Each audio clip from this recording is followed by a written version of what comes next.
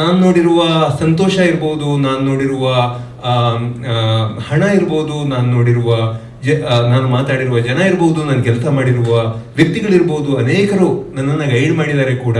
ಇದೆಲ್ಲವೂ ಅದು ಯಶಸ್ಸಿರ್ಬೋದು, ಅವಮಾನ ಇರ್ಬೋದು, ರೋಲ್ ಇರ್ಬೋದು, ಟ್ರೋಲ್ ಇರ್ಬೋದು, ಎಲ್ಲವೂ ಆಗಿದ್ದು ಟೆಲಿವಿಷನ್ನಿಂದ.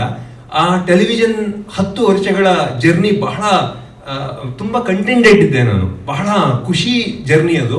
10 ವರ್ಷ ಆದ ದಿನ ನಾನು ನನ್ನ ಬಾಸಿಗೆ ನಾನು ಆಕ್ಚುಲಿ ಒಂದು ಕಾಲ್ ಮಾಡಿದೆ, ಒಂದು ಇಮೇಲ್ ಬರೆದೆ. ಇಲ್ಲ, ನಾನು ಬಹುಶಃ ಇಲ್ಲೇ ರಿಟೈರ್ ಆಗ್ಬಿಡ್ತೀನಿ ಅಂತ ಅನಿಸ್ತು ನನಗೆ. ಕಲರ್ಸ್ ಕನ್ನಡದಲ್ಲಿ ನಾನು ರಿಟೈರ್ ಆಗ್ಬಿಡ್ತೀನಿ ಅನ್ನೋ ಅನುಮಾನ ಬಂದಾಗ ಒಂದು ಇಮೇಲ್ ಬರೆದೆ. ಅವರು ಅದನ್ನು ನೋಡಿದ್ರು, ಸ್ವಲ್ಪ ನೀನು ಕೆಲಸ ಮಾಡ್ತಾ ಇರೋ ಟಿವಿ ಮಾಡಿಕೊಂಡು ಸಿನಿಮಾ ಮಾಡು, ಈ ಥರ ಎಲ್ಲ ಸಲಹೆಗಳು ಬಂದವು. ಆದರೆ ಕೊನೆಗೆ ನಾನು ಇಲ್ಲ, ಸಿನಿಮಾ ಮಾಡಲೇಬೇಕು ಅಂದಾಗ ನನಗೆ ನನ್ನನ್ನು ಕರೆಸ್ಕೊಂಡು ಮಾತಾಡಿದ್ದು ಆಕ್ಚುಲಿ ಜ್ಯೋತಿ ದೇಶಪಾಂಡೆ. ಆಕ್ಚುಲಿ ಇವತ್ತು ಈ ಸಿನಿಮಾ ಏನಾದರೂ ಆಗಿದ್ದಿದ್ರೆ ಅದಕ್ಕೆ ಕಾರಣ ಒಂದೇ ವ್ಯಕ್ತಿ, ಅದು ಜ್ಯೋತಿ ದೇಶಪಾಂಡೆ.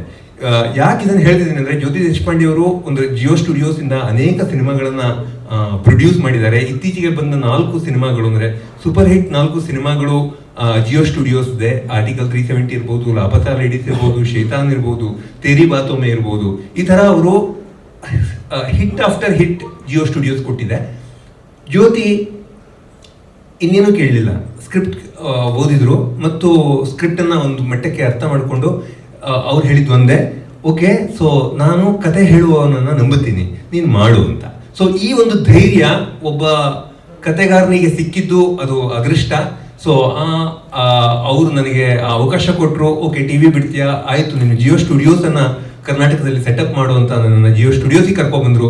ಇಲ್ಲ, ನನಗೆ ಸ್ಟುಡಿಯೋ ಸೆಟಪ್ ಮಾಡೋದಕ್ಕಿಂತ ನಾನು ಸಿನಿಮಾ ಮಾಡಬೇಕು, ನನಗೆ ತೀವ್ರವಾಗಿ ಒದ್ದಾಟ ಇದೆ, ಸಿನಿಮಾದ ಮೂಲಕ ಕತೆ ಹೇಳಬೇಕು ಅಂತ. ಆ ಒದ್ದಾಟಕ್ಕೆ ನೀವು ಸಪೋರ್ಟ್ ಮಾಡೋದಾದ್ರೆ ಮಾತ್ರ ಮಾಡ್ತೀನಿ ಅಂದಾಗ, ಇಲ್ಲ ನೀನು ಮಾಡು, ನನ್ನ ನಂಬಿಕೆ ಇದೆ ಅಂತ ನನ್ನನ್ನು ಸಪೋರ್ಟ್ ಮಾಡಿ ಅವರು ಈ ಸಿನಿಮಾ ಆಗೋದಕ್ಕೆ ಕಾರಣ ಆಗಿದ್ದಾರೆ. ನಾನು ಇವತ್ತು ಆಕ್ಚುಲಿ ಸ್ವಲ್ಪ ಓವರ್ವೆಲ್ಮ್ಡ್ ಇದ್ದೀನಿ, ಸ್ವಲ್ಪ ಭಾವುಕ ಆಗಿದ್ದೀನಿ. ಅವ್ರಿಗೆ ನಾನು ಥ್ಯಾಂಕ್ ಯು ಹೇಳಕ್ಕೆ ಇಷ್ಟಪಡ್ತೀನಿ. Jyoti, wherever you are, really so I love you.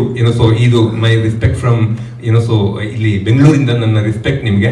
ಯಾಕೆಂದ್ರೆ ಒಂದು ಕತೆ ಹೇಳುವ ಆಸೆ ಇರೋದು ದೊಡ್ಡ ವಿಷಯ ಅಲ್ಲ, ಆ ಪ್ಯಾಷನ್ ತುಂಬಾ ಜನರ ಹತ್ರ ಇದೆ. ಆದ್ರೆ ಆ ಪ್ಯಾಷನ್ ಅನ್ನ ಗುರುತಿಸಿ ಯಾರಾದ್ರೂ ಒಬ್ರು, ಇಲ್ಲ ನೀನ್ ಮುಂದೋಗು, ಸೋಲ್ತೀಯೋ ಗೆಲ್ತೀಯೋ ನಾನಿದ್ದೀನಿ ಅಂತ ಹೇಳುವವ್ರು ಬೇಕಾಗತ್ತೆ ಅಂತ ಹಂಗೆ ನನ್ನ ನಿಂತ್ಕೊಂಡಿದ್ದು ಜ್ಯೋತಿ. ಇದು ಓಕೆ, ಸಿನಿಮಾ ಮಾಡೋದಕ್ಕೆ ಒಂದು ಪ್ರೊಡಕ್ಷನ್ ಸಂಸ್ಥೆ ಸಿಕ್ತು, ಜಿಯೋ ಸ್ಟುಡಿಯೋಸ್ ತರದ ಸಂಸ್ಥೆ ಸಿಕ್ತು. ಇದು ತುಂಬಾ ಸಂತೋಷನೂ ಪಟ್ಟೆ ನಾನು. ಆದ್ರೆ ಗ್ರೌಂಡ್ ಟೀಮ್ ನನಗೆ ಕಟ್ಟೋದಕ್ಕೆ ಸಾಧ್ಯ ಇರಲಿಲ್ಲ. ನಾನು ಸಿನಿಮಾವನ್ನ ಮಾಡಬೇಕು ಅನ್ನೋದನ್ನ ಖುಷಿಪಟ್ಟು ನುಗ್ಗಿಬಿಟ್ಟಿದ್ದೆ. ಆದ್ರೆ ಗ್ರೌಂಡ್ ಅಲ್ಲಿ ಮಾಡೋದಕ್ಕೆ ಬೇಕಾಗಿರುವ ಸಿದ್ಧತೆ ನನ್ನ ಹತ್ರ ಇರಲಿಲ್ಲ. ಯಾಕಂದ್ರೆ ಇದು ಹೊಸದು, ಇದನ್ನ ನಾನು ಕಲಿಯೋ ಹಂತದಲ್ಲಿದ್ದೆ. ಆ ಹಂತದಲ್ಲಿ ನಾನು ಹುಡುಕ್ತಾ ಇದ್ದೆ ಇದೊಂದು ಟೀಮ್ ಕಟ್ಟಬೇಕು ಅನ್ನೋ ಹಂತದಲ್ಲಿ. ಆ ಪಾಯಿಂಟ್ ಅಲ್ಲಿ ನನಗೆ ಭೇಟಿಯಾಗಿದ್ದು ಪ್ರಕಾಶ್, ಮಿಲನಾ ಪ್ರಕಾಶ್. ಅವರು ನನ್ನ ಈ ಕತೆ ಕೇಳಿದ್ರು ಅವರು, ಅಂಡ್ ಅವ್ರಿಗೆ ಕತೆ ಇಷ್ಟ ಆಗಿತ್ತು. ಮತ್ತು ನನಗೆ ಈ ಒದ್ದಾಟ ಎಲ್ಲ ನೋಡಿ, ಇಲ್ಲ ನಾನು ಬೇಕಾದ್ರೆ ಈ ಗ್ರೌಂಡ್ ನ ಒಂದು ಪ್ರೊಡಕ್ಷನ್ ನ ತಲೆನೋವನ್ನ ನಾನು ನಿನ್ನಿಂದ ಆಚೆ ತರ್ತೀನಿ, ನೀನು ಹೋಗಿ ಸುಮ್ಮನೆ ಸಿನಿಮಾ ಡೈರೆಕ್ಟ್ ಮಾಡಬೇಕು, ಯಾವ ತಲೆನೋವು ಇರಬಾರ್ದು, ಅದನ್ನ ನಾನು ಮಾಡ್ಕೊಡ್ತೀನಿ ಅಂತ ನಿಂತಿದ್ದು ಪ್ರಕಾಶ್. ಹಂಗೆ ವೈಷ್ಣವ್ ಸ್ಟುಡಿಯೋ ಕೋಟಿ ಸಿನಿಮಾಗೆ ಬಂತು.